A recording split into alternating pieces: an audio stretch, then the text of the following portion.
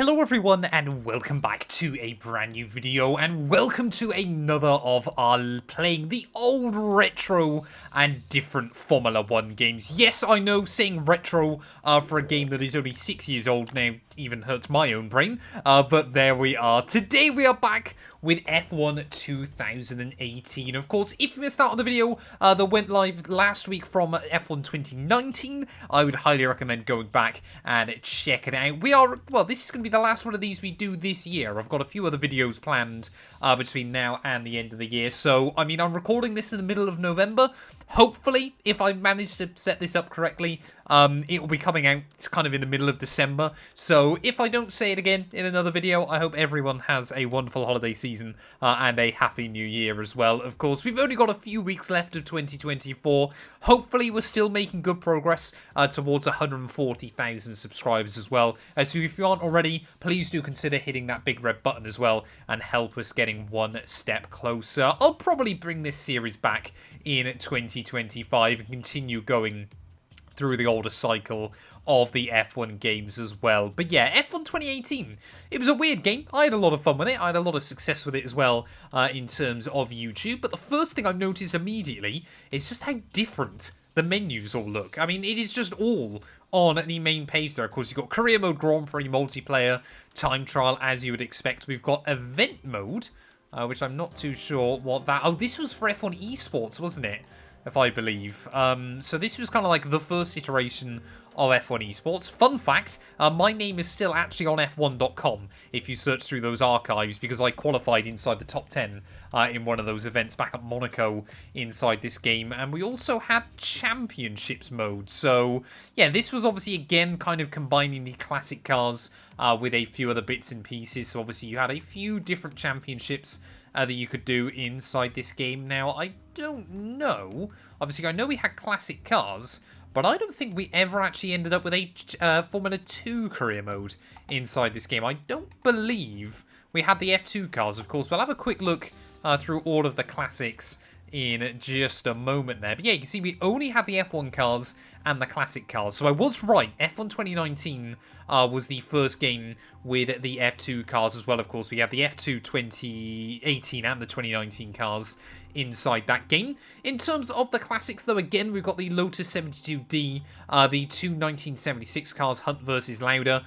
We've got, obviously, again, the 78 Lotus and the 79 Ferrari. Before we've obviously got the MP4-1, the MP44, the MP4-6. So no 1990s cars. The Senna versus Prost cars clearly weren't in this year's game. We do, however, have the last ever V12 Formula 1 car in the 1995 Ferrari 412 T4. And then, of course, the F2002. I've missed this car. I'm going to have to drive this in today's video because, yeah, I've just missed this from all of the other videos we've done inside this series. And of course, last but not least, you can see the Red Bull RB6, but we didn't get the other two 2010 cars as well inside this year's game. So yeah, I think we're going to take the F2002 out for a couple of laps. Now, obviously, we did have these short circuits again inside this game. Did we have any other circuits, though, that I feel like I'm forgetting? Of course, we had Hockenheim in F1 2019 that obviously we raced around. Obviously, we had Le Castellet and a few other fairly normal ones. I'm trying to think, was there a couple of tracks towards the end of the calendar? I know Malaysia got dropped at the end of 2017, so that sadly is not in this game. It doesn't look like we do. So yeah, there's no tracks. There were no new tracks added, I think. Oh, obviously Hockenheim, I guess, was back in the game for F1 2019. But nothing is particularly special that is jumping out at me. So I think what we're going to do, I'm going to head to Monaco. And we're just going to do a few laps for a bit of fun. Well, you've always got to enjoy the opportunity to take a V10 Formula 1 car out for a spin. And, of course, let's not forget, this was the first game where you could race in Monaco in the night. So that is still, I believe, a feature that is in the F1 games today. It was a bit of a small kind of fad, but it was quite fun for something a little bit different. And I guess this is just the vibe, isn't it? F2002 Ferrari, V10 power. And obviously, yeah, it was the dominant force of that 2002 season. The only ever time in Formula 1 where a driver has got a podium in every single Grand Prix, courtesy, of course, of Michael Schumacher. 17 podiums in 17 races. Although, fun fact, not all of those are actually in the F2002. For the first couple of rounds, Ferrari stuck with the 2001 car whilst they were still trying to get the 2002 car ready. But yeah, that's kind of by the by. It did win a couple of races, I believe, in 2003 as well. Before obviously, yeah, the new car arrived for that season. But let's talk about F1 2018 then. Of course, I like to do a bit of a history recap of kind of my personal experiences with the games as well. 2018 was a good year for me. It was kind of before I was still studying in 2018, so I think I'd finished. I did a business course at college. That's a fun fact for you all, many years ago. And then obviously the game came out in the summer, so I kind of obviously made loads of videos on that before I went into kind of normal mainstream work.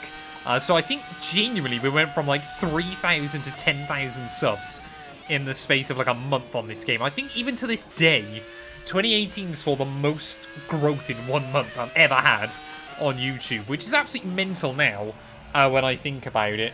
But yeah, so this game is really, really good. We did I think it was a Williams Road to Glory, because of course, yeah, my team and things like that weren't a feature yet. But people seem to love it, and we were doing like 2 or 3 videos a day. It was really, really good fun as well there. So yeah, 2018 I've got happy memories of, like I mentioned as well. I almost qualified for F1 Esports on this game as well, at this very circuit. The final challenge was like a 6-lap race at Monaco in the scenario. I obviously then got to the actual race event against other people. I got taken out on lap 1, which was very, very disappointing at the end of the day, and my esports dreams from then on absolutely passed away, sadly. But yeah, this was probably the game where I was at my most competitive as well. Obviously, did quite a few leagues, things like that. I was still league racing a lot back on 2018, won a couple of titles and things like that. I'd have to wait until F1 22, or 23 even, I think it was, before I'd win another league racing title on the F1 game as well. That was WOR about 2 years ago now, which is slightly worrying to think about. But yeah, happy memories from 2018, of course. Obviously, we'd had all of these new updates for F1 2016 in terms of career mode and things like that. Of course, then we got the new generation of cars for 2017, and as often seems to be the formula with Codemasters, it takes them a couple of games before they kind of work out how the cars should handle. So, obviously we got all of these new cars as well, which were really, really cool. Obviously in the build-up, they'd announce like a new car every couple of weeks, which was, yeah, really, really exciting to see as well there.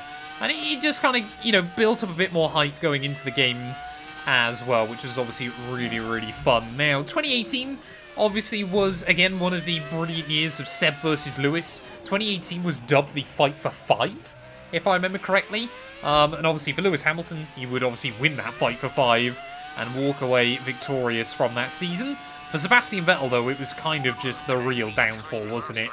Obviously, after he kind of got a bit unlucky in 2017, but slowly he and Ferrari bottled that championship. 2018, Ferrari absolutely gave him a car that was competitive right the way throughout that campaign. And unfortunately, yeah, just Seb couldn't quite deliver at the end of the day there. So, yeah, that was kind of obviously the beginning of the end for Seb. Obviously, 2019, Leclerc would come in and obviously get the better of him in his first season. And obviously by, yeah, 2021, Seb was out of Ferrari as well there. Of course, 2018 as well, I've got to give him a mention. Kimi Raikkonen's last ever victory in Formula 1 at the US Grand Prix as well. That was quite a special moment as well there. But yeah, I could genuinely sit here and drive this car all day. It is so much fun. In fact, you just mash your foot to the floor on the exits of corners. How high it revs as well. Lacks a little bit in the steering department. Obviously, the groove tyres of this generation, yeah, certainly stopped them from being completely bonkers in terms of pace as well. But yeah, this was a fun era in Formula 1 cars. And of course, I'm still running our F1 2001 career mode on the channel as well. This will be what I'm probably going to have to be competing against when we get into the 2002 season, which should be very, very enjoyable as well there. But yeah, quick little history lesson over and done with then. Let's go take a look at our entire roster, and we'll pick where we want to race. Well, here we go then. We'll take a look through all of your lineups. Of course, Hamilton and Bottas down at Mercedes. This was their second year together, obviously, at the team. Must admit, I think it might be hindsight, but that Mercedes, maybe controversial. I liked kind of the waves that went down it. Don't think it's their best looking car ever. The Ferrari, on the other hand, though, absolutely was a looker. Sebastian Vettel, obviously, alongside Kimi Räikkönen.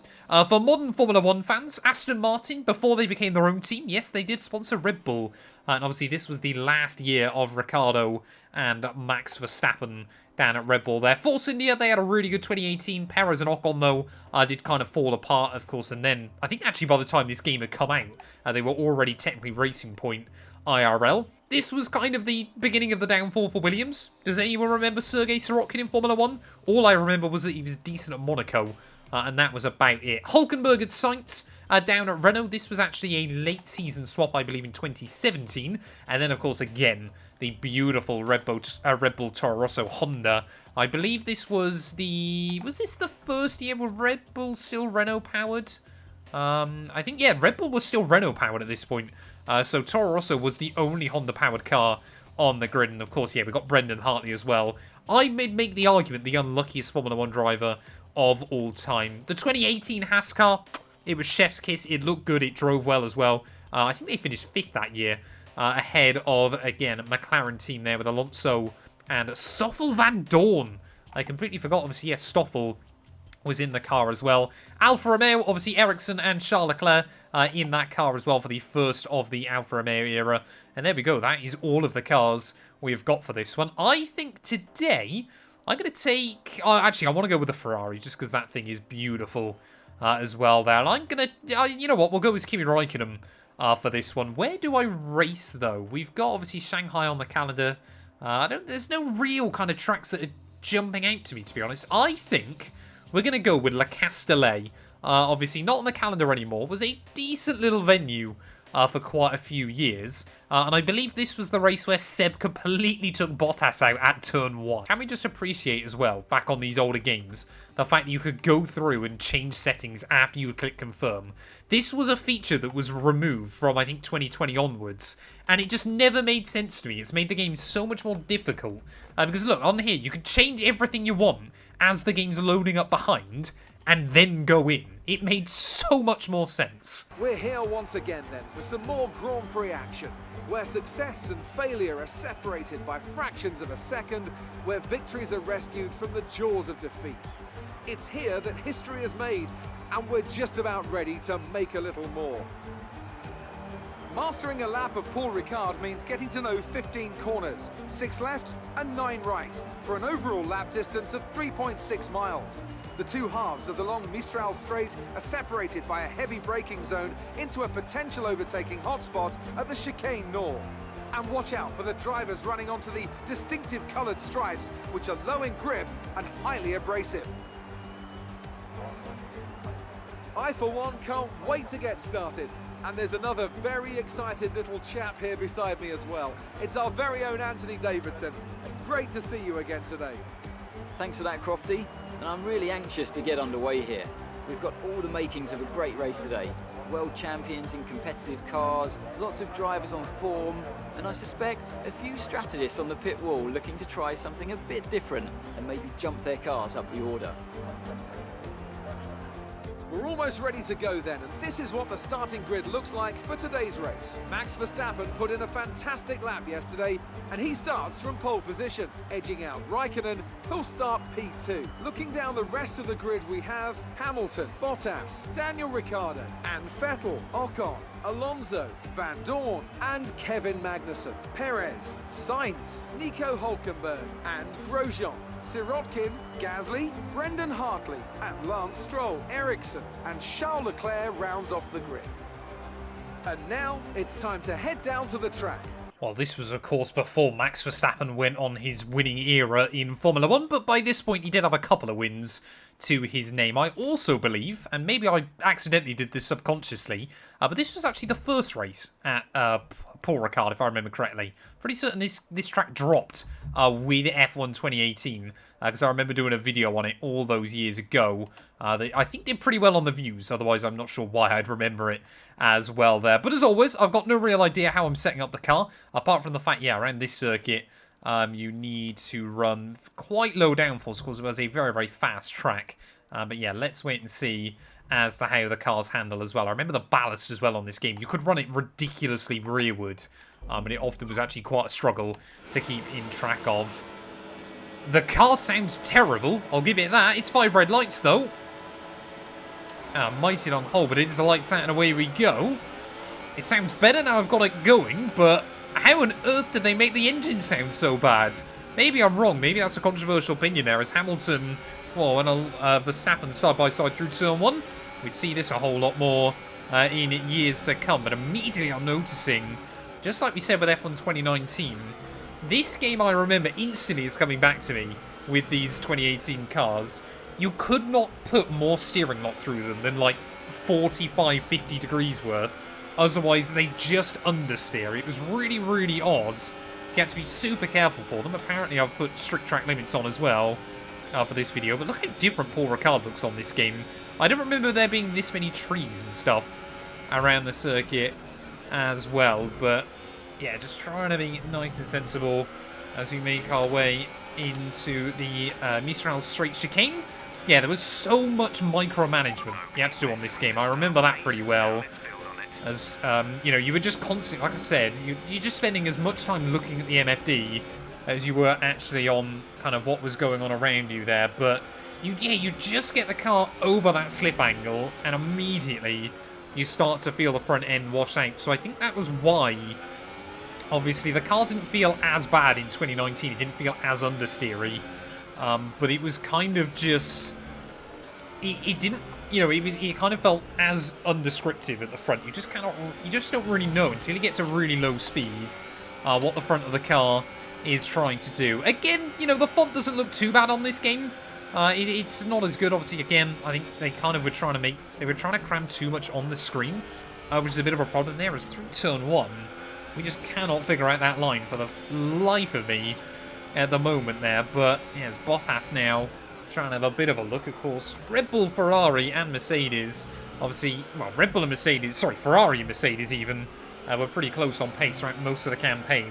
Red Bull did get there by the end of the year and actually proved to be a good competition as well, but ultimately, reliability was, yeah, really Red Bull's issue throughout a lot of this year. Hence why they were running Honda power in the Toro Rosso car, so obviously they could try and get a better idea and use it, obviously, in 2019 as well there. I guess what kind of works with the steering though is obviously the fact it kind of felt like one of the last games where you really couldn't completely overdrive the car. You know, it did feel like you had to actually be quite sensible with it, and I think that's kind of what worked quite nicely for me. Obviously, yeah, you can try and engine brake quite a bit of things like that. Those characteristics have never really left the F1 game. But yeah, this one, it was kind of, you know, you did have to be sensible with the car. You couldn't just fling it into corners and things like that and pray that it would stick. A bit like you could a bit more on 2017 and 2016. Obviously, 2019 onwards, again, they kind of went a different way with the handling model and things like that. But yeah, it feels fairly predictable so far. Slightly unprecise, but not too bad as well. Now, I believe as well, actually, 2017 was another game where managing tyre temperature was near impossible. They just have never quite seemingly figured that out. They've never quite got a good balance with it.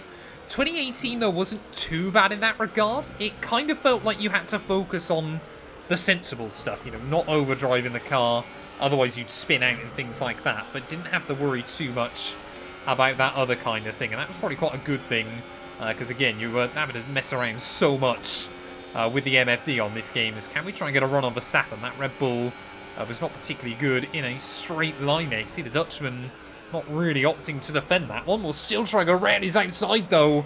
I'd actually just tripped myself over there, and we'll get completely turned by Seb. That's not ideal. Luckily, rewinds have always been a thing on the F1 game, and we'll try one there and have a look down the inside. Well, of Verstappen that time round. Bottas is still waiting in the wings, trying to get a look in on this one, but yeah, I mean, the ERS modes, they did make a big difference. As you can see there, rich revs and the overtake mode, we fly down the inside of Verstappen as well. As now I've got a 2-second time penalty. I always thought they were 3, but clearly I'm just remembering that wrong. Either that, or it's because we're only doing a 5-lapper. But yeah, I mean, this game was just kind of it's a bit odd now. It's the first one I've gone back. I feel F1 2019 was a little bit the same way, but it feels dated, I think. You know, the graphics still look good and things like that. Again, I've said it on all of these, but the graphics on the F1 games have always been pretty good. I would argue, you know, for a 6-year-old game, it doesn't look half bad, does it? But yeah, kind of the way the handling works and everything like that feels like old now. I think that was the thing with like 2020 and stuff. They were probably kind of utilizing kind of the full potential of the consoles and things like that. They kind of made a huge leap forward with the Ego engine, but yeah, 2019 kind of felt a little bit wishy-washy. 2018 just feels quite old now, to be honest. And again, you've got to be really, really careful. But you know, it's kind of you're fine, you're right on the limit, you're gone. There was very, very kind of little room to maneuver in that regard as well. But yeah, again, I don't know. I've said it on all of these that we've done recently. Why on earth they made the dots on the HUD so big now really does bother me. Just make them small again. It's nice to actually be able to see the circuit around it. And you can see once more the AI, they do spread out quite a lot. There was quite a big pace difference in this generation of car. Again, obviously, because you were, you know, budgets were so sky high and things like that. You know, Mercedes and Ferrari were really kind of throwing anything they could on the car to generate more downforce and things like that as well there as well. Just struggling a little bit once more with the rear end sliding. I mean, we're not going to win this race because of that penalty. But could we try and get the jump on Hamilton as well? I mean, Paul Ricard, though, feels pretty much the same as it always did on the more recent F1 games. Of course, we don't have it anymore inside F1 24. First game, obviously, that it hasn't been on again since it appeared inside this year's title. But, yeah, it's...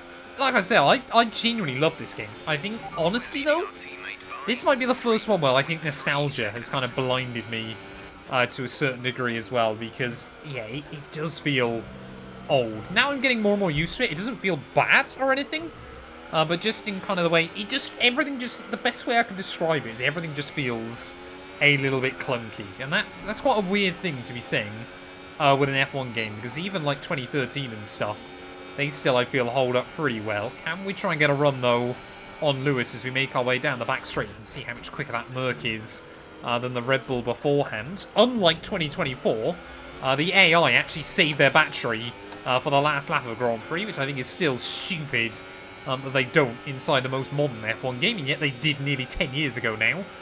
But up through Scene Corner, though, we are getting right up towards the back of Hamilton. They're all a little bit of contact, as Lewis will try and cover off the line there, but we will get down the inside, and we will barge our way through and up into the lead then, as we make our way in towards the final couple of corners. Kimi Räikkönen, he's not going to get it because of the penalty, but he's going to claim it on the road. So I think it's the first win we're going to claim in this series as well, though, which is quite funny. But through the final corner for the first Grand Prix here at Le Castellet, Kimi Räikkönen's going to come through. That is going to be victory. Very, very happy with that one. I wish we had the new radios, because that would have been quite funny, just listening to Kimi just go, yeah, thanks, great.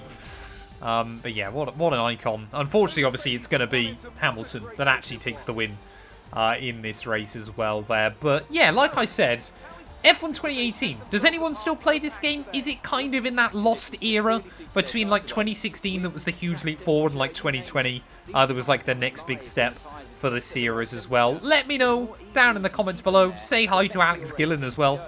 Apparently he's in this game and he's got a lot more hair than he does nowadays as well there. But yeah, thank you all so much for watching. If you have enjoyed, please do make sure you leave a like, get yourself subscribed. Like I said, this is going to be the last of these throwback videos we do this year, but I'm sure in 2025 I will bring them back even more as well. But yeah, thank you all so much for watching, and we'll be back very soon with more classic F1 game content.